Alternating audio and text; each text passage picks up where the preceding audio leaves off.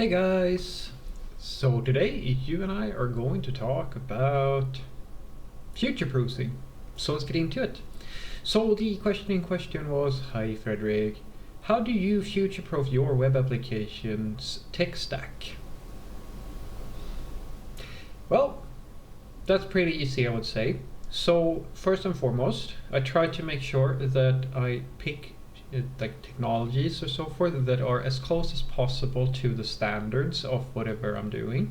So an example would be to if you're talking about like, we need to back up a little bit, but to give you like a sneak peek. So a very concrete example of going with the standard would be, you know, all those people who picked CSS and JS for their front-end projects. Well, me personally, I would never make that choice. The reason being because I want to be as close as possible to the standard.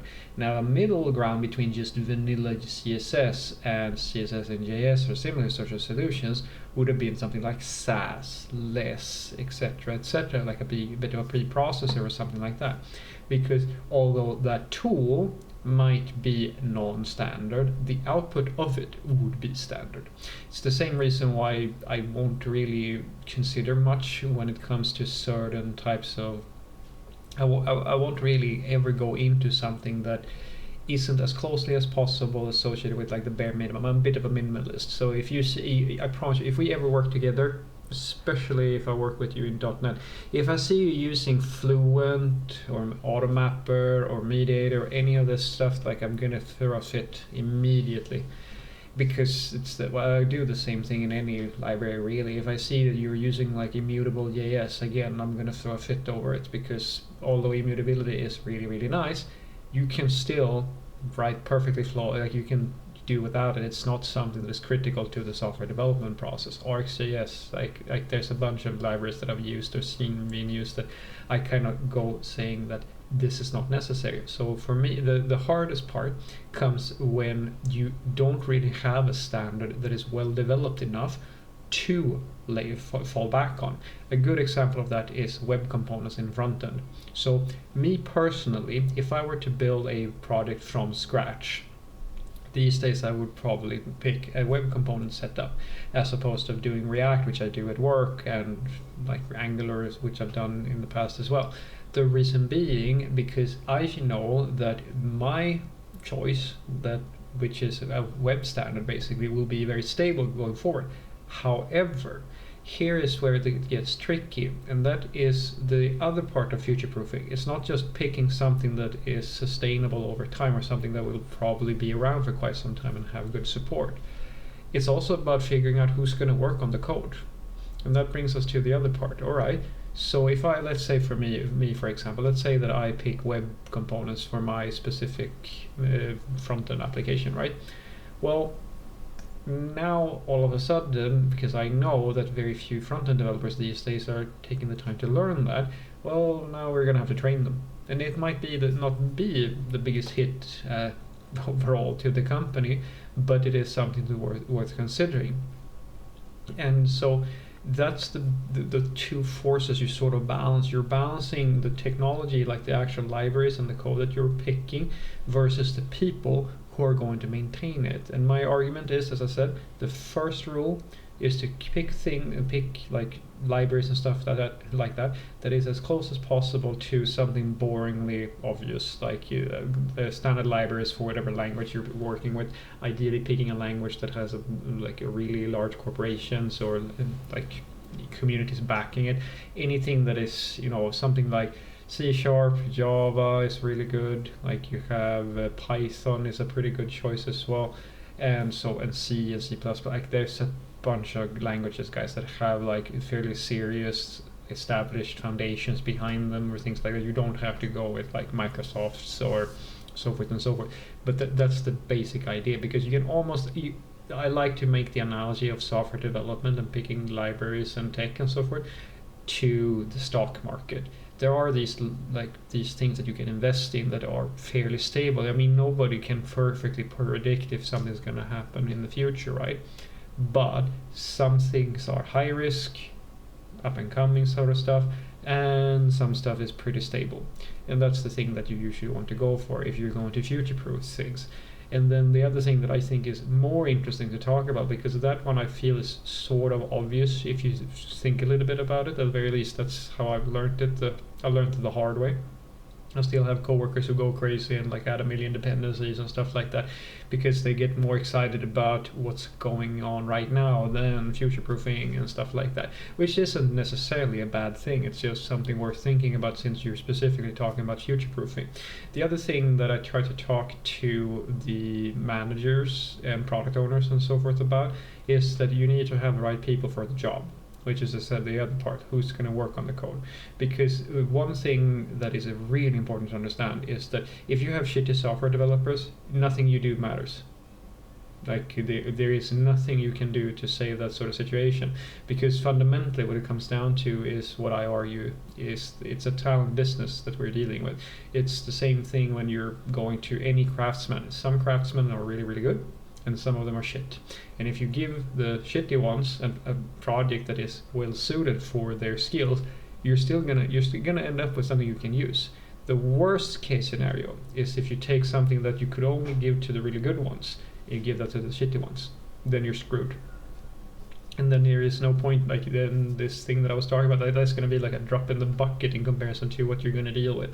And so the patterns that I use in order to quote unquote future-proof things are actually things that I these days teach as, or like that I put as policy in the company that I work at, where we have a lot of various teams and so forth and so forth. And so of course, me being, well, now that I got promoted, I think I'm pretty much the head honcho now. I'm not sure.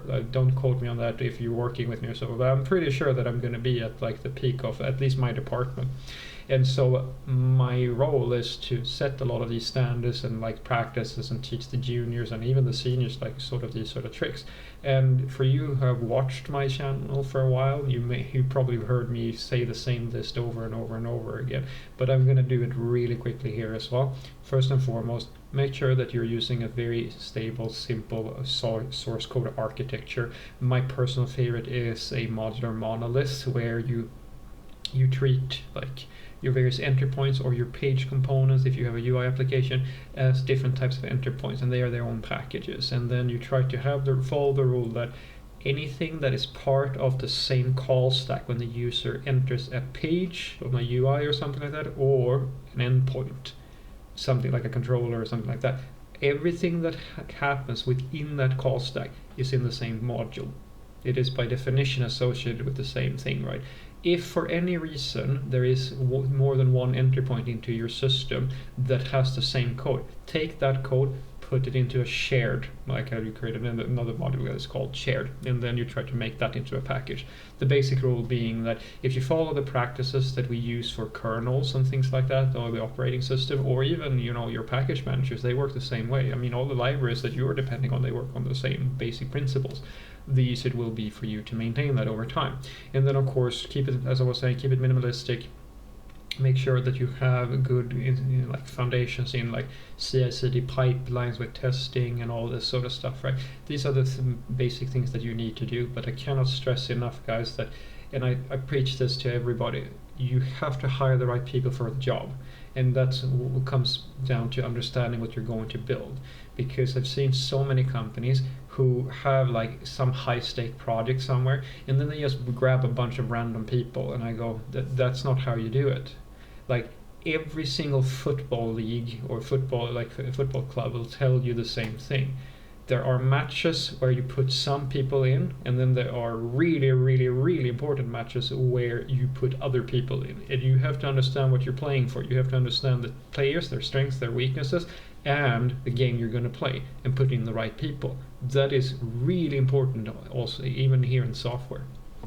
So what I want you to take away from this is that if you want to future-proof your web application, my personal suggestion is, if you want to be as safe as you can humanly be, like if we're talking about this thing is going to live for as long as the web looks the way it looks right now, then the basic setup would be like just vanilla CSS, web components or no components, depending on how you want to look at it, and JavaScript. That's basically as future-proof as you're going to get, at least if you do web. But the general guidelines are very simple. Try to keep it minimalistic when you're like pulling packages and dependencies and stuff like that. Like, you really only add stuff that you really need, and try to make sure that the stuff that you are adding is as close as possible backed by larger corporations, very well established communities like the Linux Foundation, Mozilla, or so forth and so forth. Make sure that you have and good people. Like, that's the second part. Like, good people is everything, right? The right ownership makes all the difference. And then follow those tips that I was gave earlier. Make sure that you have a source code architecture that makes it easy for people to like change the system and work with it without causing necessarily, as I call, exponential complexity.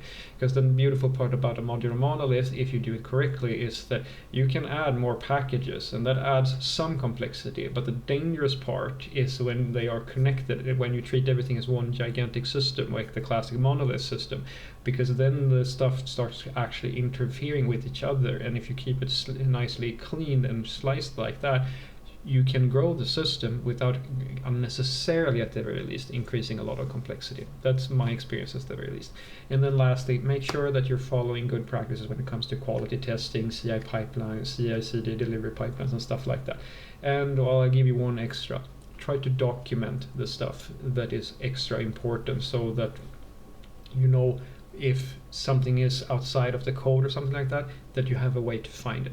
These are the basic tips that I can give you that is going to future-proof it. And then, of course, get yourself one of myself's or some senior software developer out there who spends a lot of time making sure that they know roughly what's going on in the community and so forth, so that when it's time to talk about new choices and different changes in scope and so forth, you have someone who knows the lay of the land a little bit. Have a great day.